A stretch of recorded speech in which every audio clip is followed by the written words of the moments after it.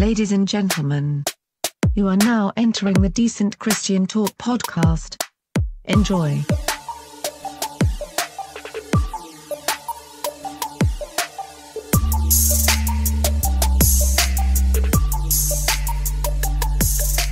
Decent Christian Talk, episode number 118. 118. Hey everybody, I'm Gabe Jones. I am Josiah. And this is a show by the fans. And for the fans. And we've got a great show for you today. Wow, that was a smooth entrance. The smoothest we've ever had. We should just ignore it and continue as normal to make it sound cooler. Okay, well, hey, we wanted to do this for episode 116, but it didn't work out, so... We can have this 116 episode part. That'd be confusing. Appendix B. In honor of episode 116, which is now 118, we have a very special guest today from Reach Records, the queen of Reach Records herself, Wande. I'm excited about this because I love Wande. I listened to one of her songs on the way here, and it's awesome. It is. All of her stuff is really great, and this is actually the second time that she's been on the show. We had her on before she was a member of the artist roster. She was already working for Reach Records at the time, but now she is a member of the roster, and we could not be more happy to have her on the show today. But before we get into that, we need to talk about our Patreon page. That's patreon.com/Decent Christian Talk. For as low as $1 a month, you can join our team and you can help fund our show. We greatly appreciate all the help that we've gotten over the years. We've got a great episode coming up. This is something that we've never done before, but we are recording this on the 25th anniversary of the release of both Audio Adrenaline's Bloom and Newsboys' Take Me to Your Leader. Two of the most iconic albums that were released in the 90s and in the history of Christian music completely. So what we're going to do is Josiah is going to take Audio Adrenaline's Bloom. I'm going to take the Newsboys' Take Me to Your Leader. And we are going to debate which one is better. We'll just go ahead and let you know that one of us has a college degree and one of us does not. So I'm coming in here with one arm tied behind my back. I'm just letting the people know that Bloom is probably better, but you know bigger words than I do. That's not necessarily true. I'm just... We'll find out. I guess we'll find out. You can find that exclusively on patreon.com/Decent Christian Talk. For as low as $1 a month, you can get bonus episodes all through the pandemic. We've lowered the bonus episode level to $1 for you guys. And we just thank you for all your support. It means a lot to us, especially during a pandemic. I know you guys could be spending money on anything else, but thank you so much for joining us and supporting us. That means a lot. But hey, Wande, I'm so glad to have Wande on the show today. She has been a up-and-coming artist for the last couple of years, and I feel like 2020 for her was clearly head and shoulders her best year as an artist. She made my top 10 list. She did. And we are not going to waste any time. Without further ado, here's our interview with Wande. All right, hit that horn, babe. Let's dance.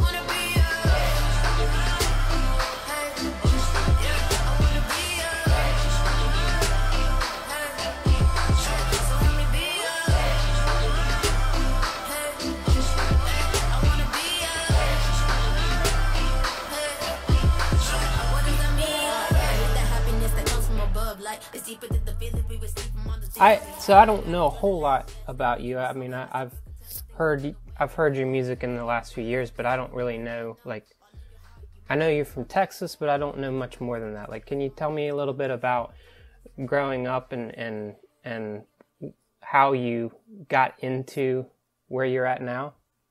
Yeah, so growing up, I was actually born in Nigeria, and then my family came over to the U.S., and so essentially I grew up in Texas.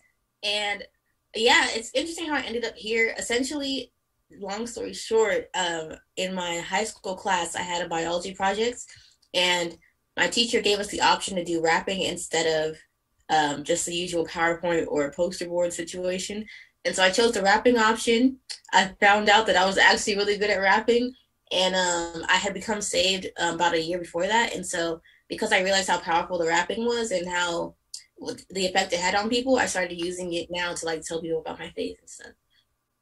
And then, yeah, we're here. Yeah. Well, like what were some artists? I know you said you were kind of a baby Christian at the time. Were there any influences at the time that kind of inspired you to go into that? Yeah, so ironically, like I never planned on being a rapper. Like I was trying to be a doctor, so like this was like not in my life plan at all. But as a fan, I did listen to like Reach Records, ironically, who I'm a part of now. But so I used to listen to like people like Lecrae and Triple and like Andy and stuff like that. And so yeah, it's pretty crazy how ironically I ended up being a part of their group. So I know like I know you ended up getting into Reach Records, but you didn't start as an artist. Can you talk about like what were some of the beginnings in that, and like how did you hook up with them? Yeah, so one of the benefits of like I guess my age group was like that's whenever social media started becoming a thing. And so yeah, essentially I just took advantage of that. So I used to make YouTube videos when I first started, and I just kind of put myself out there. And then things like Twitter and Instagram started to develop more. So then I started like posting my content on there too. And yeah, it just kind of was a process like that of how I like kind of build fans, and like different like media publications would post my music and stuff. And then essentially what also happened was my junior year of college, I applied for an internship. And so with my internship, I was able to go to Reach, and I worked for them in their music department and stuff. And so like I helped with like different things like marketing and all that stuff. And essentially I got hired again.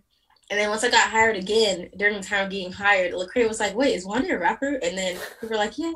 But it's like a behind the scenes thing that I don't even know what's going on. But then he's like, wait, why did we not signing her? And then they were like having like let's watch her for a couple months and like see the development. And then after a while, they were like, okay, yeah, this needs to be a thing. And then that's how I got a contract. Did you enjoy like being behind the scenes? Like I know you're involved with the press and a little bit of A&R. Like, did you enjoy that, or were you just kind of itching to take the next step? Yeah, so for me, I think God took me through a process of realizing, like, you know, when God gives you a vision, like, you don't know the capacity to which it's going to go. So, like, all I knew was God told me to rap. He didn't tell me, like, oh, you're going to be, like, a superstar or something like that, you know? And so, for me, I had to just find contentment in that, which is how I was able to work in those roles and have full enjoyment. Because for me, it was still, like, a lot of fun. I got to work for a Christian company and work in hip hop culture, and like I enjoy the business aspect as well. So it was a lot of fun. Of course, like part of me was like, oh, it'd be great to be an artist, but at the same time, I found contentment knowing that like, regardless if God makes me have that sort of platform or not, like I can still find contentment in that. Do you think it was a good experience for you? Because I think a lot of times artists don't get that side of like the business side of it, and so do you think that kind of prepared you for where you are now? Yeah, definitely. It was a great experience. I definitely say it prepared me a lot. I think it prepared me in character and in knowledge. So in character, I think it was cool because God showed me, I almost relate to Joseph a lot in the Bible, but I feel like God showed me like the people I'd be working with. And he showed me how to value people, and he showed me like all the work that goes into making an artist, you know, be an artist. But then from knowledge also, like I learned a lot about contracts and like just how the actual business works. So then as an artist, I understand like if something is like standard business, or if I'm getting like, you know, mistreated, or if it's like, oh, this is a great deal, you should take it, you know. And so did you like slide a CD in under somebody's desk, or like what, like how did they end up finding out? Did someone find you on Instagram? Yeah. Or so like Lecrae told me the story. So while I was working there, it was actually their mission to like find a female artist. Like they were looking like, oh man, like why do we not have one? And so like they were intently looking. And so Lecrae told me that one day him and Katie, who's the VP of the label, they went on YouTube and like they were looking for like Christian female artists, and then they stumbled upon my video, and then he was like, Katie, did you know about this? Like this is Wande. and then they were like, yeah, we know about it, but you know, we're just like watching, and he was like, this is so good. Like, and so that's essentially how they found out. Like I never like forcibly put my music out there because like I just didn't want it to be awkward. And so I was like, you know, they're gonna find out eventually if they follow me on Instagram. Like that. That is so cool. Speaking of like the lack of women in Christian music and even CHH, like why do you think that is? I know Reach Records is pretty new, so I mean I can see why that hasn't happened, but why do you think that there's been kind of a barrier for women to get into music? Yeah, I think, well, one, I guess Christian hip hop is relatively new, I guess, because Reach has been around, or at least profitable. Yeah, profitably new. So Reach has been around for like 16-ish years. And so, and like, they're one of the few labels that like actually puts like legitimate money that you can like have a job like behind artists. So, and then with that, it's like there's only so much money we can give out. Like we have to make smart investments. And so I think, you know, I think it's not necessarily the lack of talent. I think there's a lot of women out there. I think it's just like it's hard as a company because of course you want to help everybody, but then you have to be like, okay, to steward our business well, like who can we sign that will also, you know, make sure that we're profitable. And then just even as a woman, I guess you have to be kind of bold to do this. Like, it's not something that you see a lot of women doing. So, you know, luckily God has given me the confidence to go out there and do it. But it is, I mean, it is putting yourself out there. So it is definitely different than the stereotypical, you know, woman life. And so, and it's, yeah, so it's just kind of like a matter of like God just, you know, particularly choosing you. And so I guess it's similar to like ministry. Like, there's like a lot of women out there who maybe help with their ministries, but I mean, there's probably like few who are like spearheading ministries per se. And so I would say it's just like a matter of like, I guess it's God's plan and like what he chooses at the same time with managing business properly. So with your background in business, what do you think needs to happen for there to be more representation of women? Yeah, I think, well, one, I guess it's whenever women are given opportunities, just handling it properly. So like, that's one thing where I take my job seriously, I guess. And so, so where it's like, okay, well, if I'm given this opportunity, let me do a good job. So that way people don't have a reason to give an excuse as to why they won't do it again. And then, so if that excuse is removed, then also with me as well, I try to just give more people opportunities. So if there's ever an opportunity for me to have another woman on a song, I'll try to figure it out and make it work and make sure the song's obviously quality. With my team, a lot of the people on my team are actually women. It's funny because like it was intentional, but not like strict force, like, oh, you have to be a woman. But luckily the way God led it was like a lot of women happen to be really talented. So like my manager, my assistant, my dancers, like we're all women. So it's really cool too, because people, whenever they work with my team, they're like, oh wow, that's crazy. Like I've never seen so many women like in leadership. And so it's a fun time. For sure. And I think it's important what you said about quality, and I think CHH, more than any other representation in Christian music, emphasizes quality, and I think that's important because, you know, God challenges us to put our best out there, and you did that with your albums last year. You hit it out of the park last year with Exit and The Decision. It's probably a lot of pressure to be on a big label as Reach Records, be the first woman on there, but to actually put out quality music. What was the pressure going into that for you? What did that feel like? Yeah, I feel like luckily God has just always given me a standard of excellence, and just even growing up, I've had positive reinforcements like with my school and stuff. Who've always just like poured into us and said like, oh, like you're intelligent, like anything you want to do, like you can do it. And so I think I'm really grateful for having like a great support system. So for me, it was just a matter of like, let me represent God well. Like, let's do this. So for me, it was just like prayer. Like I was like, hey, God, like at the end of the day, you're the one who gives the ideas in my brain. Like anything that will ever come out of my brain has to come from you. So for me, it was just like a prayer. Like I was just like asking God, like, hey, like, bless all the people who are working with me, bless the producers, bless me, you know, let us just figure out something amazing just to put out to the world. And like even my fans, I said like, hey guys, I'm going to the studio today. If you want to send some prayers, we'll appreciate them. So I think that's one of the biggest things for me, because with a creative field, like it is just like it didn't exist before and it comes into existence. So it's like you have to just really send prayers, because that's the only thing. Like there's really only so much you can do. You can work on the technical aspects, but the actual creativity, like it's just a blessing, honestly. How did you handle all that during like a pandemic? Because a lot of times when artists put out their first album, they're like, okay, I can't wait to perform these live. So what was that experience like for you? Yeah, it was definitely unexpected. Luckily we finished, like we literally wrapped up filming like our music video and the cover like right before the pandemic was a real thing. Literally, it was like probably a week before. Like we had literally finished the Happy music video, and the following week they're like, oh hey guys, like the world shut down. And we're like, oh my goodness. And so I guess the downside, I didn't get to have like an album release party and stuff like that, but I mean on the bright side, we just like, you know, made the best of it. Like I'm still grateful to even have this type of career in general, so regardless I was still grateful. And you know, we just took advantage of like virtual things, like we had little Zooms and Instagram lives. And so, yeah, we just figured out just virtual ways to still celebrate and honor what God's done. And one of the craziest stories that I remember hearing last year was somehow one of your incredible songs showed up on a Michelle Obama playlist. What was your reaction when you heard that? I'm sure you had to could have run a marathon at that point when you heard that. Yeah, I was completely shocked. I didn't know. Like, I thought it was like because I kept getting sent the picture of the playlist, and so I thought it was like a radio playlist, because I get sent radio playlists a lot. Like, hey, like, this is my DJ playlist of the week, and I was like, oh, that's cool.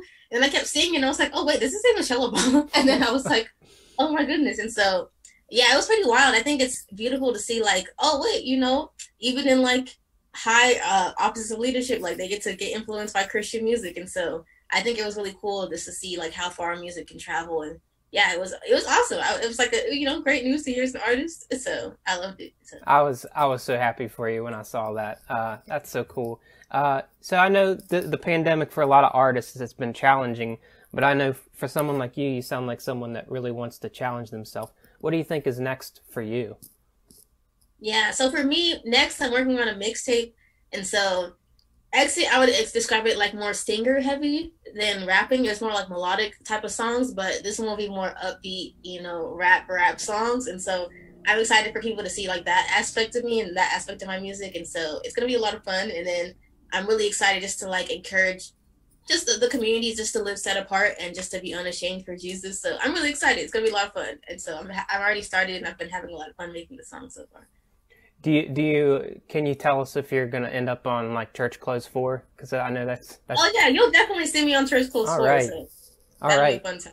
I can't. Those two mixtapes will be really really good to listen to.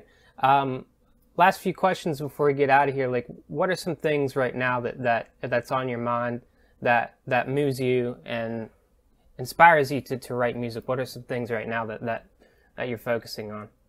Yeah, I think for me, like, the biggest word God has given me for the season is to live set apart, and that's been inspiring my music. I think as Christians, sometimes we get scared or like we're like, oh, how do I like not make people feel uncomfortable and stuff like that.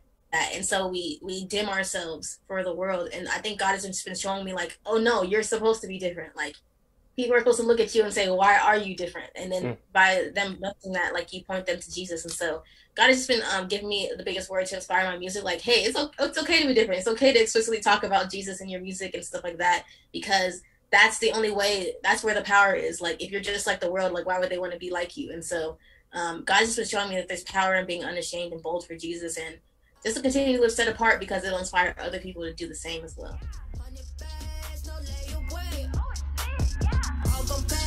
No, you can't save. Better pray, your soul is safe, no escape. See the top in the toes, hold me down, I'ma roll. You should be where you rose, you exposed, you exposed. Appearance, now your worth looking real low like a clearance. Got you giving up, whoa, with the perseverance. Gotta stick to it even with the interference. Gotta stay prayed up, yeah, I'm talking about the spirit, ooh yeah. Ay, that's a slut now, I ain't gotta flex, no slut now. That was our interview with Wande. Man, there was a lot to unpack there. She kind of broke some news, a lot of news. First of all, she's working on her own mixtape, and that's exciting. I mean, she had such a great 2020. There were some people that actually named her the CHH Artist of 2020. That's kind of hard to beat, to be the best artist of 2020 in the genre, and she's trying to already top that. So, and I mean, that was a year that had Lecrae release an album, so that's nothing to joke around about. I mean, to beat Lecrae, to beat the heavyweight of your label, I mean, that's quite the thing. But I mean, she released an album, she released an EP. Lecrae wasn't featured on Michelle Obama's Spotify playlist the way Wande was. So. Interesting. I think that it's only up from here, and I'm also excited for songs featuring Wande, if that makes sense. Just yes. The other news that we broke in that interview was that Wande is going to be on Church Clothes 4. Speaking of Lecrae, one of the great series of albums in CHH over the year has been Lecrae's Church Clothes franchise, if you will. And the 4th volume is being worked on as we speak, and Wande is going to be on volume 4. And I'm hoping this is just the gateway, her foot in the door, and she's going to kick it open, being featured with Lecrae and just any other musician. I think that she could slide into almost any song and just be absolutely phenomenal. So if you do want to steal our breaking news, just go ahead and put a little comment that said, Gabe found this out first. I mean, I know that you guys are listening and you don't normally do that, but at Gabe when you drop the news. We won't name names, but hey, who knows what the future holds for Wande? I think great things are coming. And I'm so excited to see what's to come. I mean, maybe she'll have a YouTube series called Wande Vision, maybe. There's an idea. Interesting. Have you watched that series yet? I'm actually watching it right now. I'm through the first 2 episodes, so I'm still kind of wondering what it is. I've been recommended that show so many times. I watched the trailer for it whenever it came out, and I thought, man, that looks dumb. And now people are like, this show is great. It's unique, that's for sure. Okay, so maybe I'll give it a look. It's going to be hard to beat Ted Lasso. Yeah, for sure. Before we sign off, we would not be doing our jobs if we did not make some kind of commentary on the passing of Carmen. Carmen has been an artist in Christian music since, I think his first album came out in 1979. So he's been around for a long time. And, sometimes he's been looked at as a heavyweight of artists. Sometimes he's been the punchline of artists.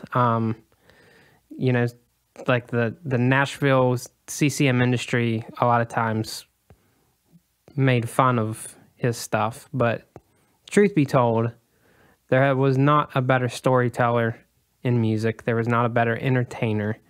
There was not, if you followed his music, there was not, you could tell that he really emphasized creativity, and he wanted to put stuff out when it comes to music videos and live shows that rivaled anybody out there, mainstream or Christian. And he blew so much. He blew a lot of that so much out of the water.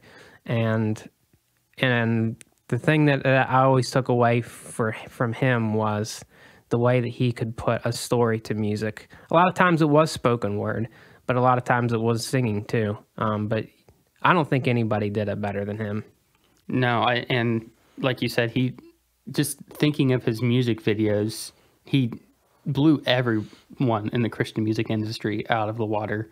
He was putting out Michael Jackson type music videos, not dance. Well, he danced in Riot, I guess, but he made movies. And like you said, some people may have called them corny, but I thought they were very good. Yeah. I don't know if he still has the largest ever Christian music concert in the history of Christian music, but he filled up a few stadiums on his own. He didn't have anybody touring. There wasn't Billy Graham speaking. It was just him. But I'd have to look that up, but I know he held the record for a while. Yeah. I know I answered an altar call when I was 4 years old to give my life to Jesus. Now, I don't know if I knew what I don't know if I fully understood what that meant at that point. Yeah. I do now that I'm older, but that was my first ever encounter of, hey, I'm giving my life to Jesus. And it was an altar call at a Carmen concert. My favorite song, I listen to it every Easter, and I listen to it with your son every Easter now, is The Champion. Yeah. And I remember the first time that Judah and I listened to it together.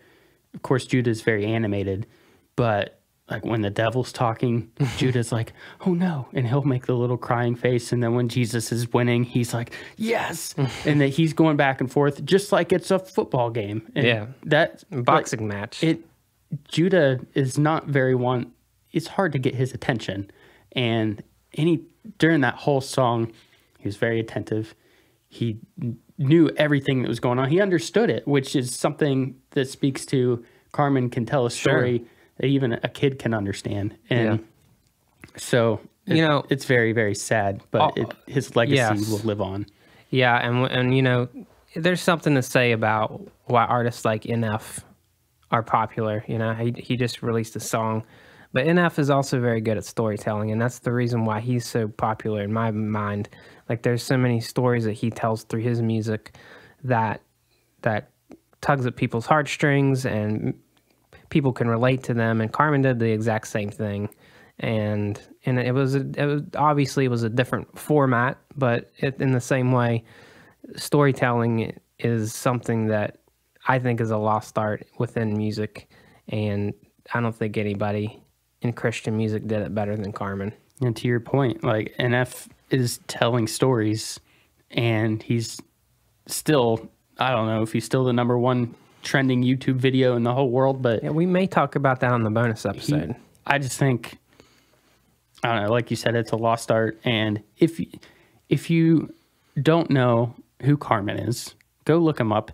And if you're one of the people that kind of chuckles at some of the things that he did that was corny, kind of go back and reflect. And there are some things that still may be corny, but listen to what he's saying. I know, what's the name of the song? We Need God in America Again. Yeah, America Again, yeah. And that song just becomes more and more relevant every single year, every single time I hear it. So it just, we had the pleasure of meeting Carmen once upon a time and talk a little UFC with him, which is almost comical, just thinking of Carmen, but he's also a big fight fan, and it just, I don't know, he was, that was a cool moment for me.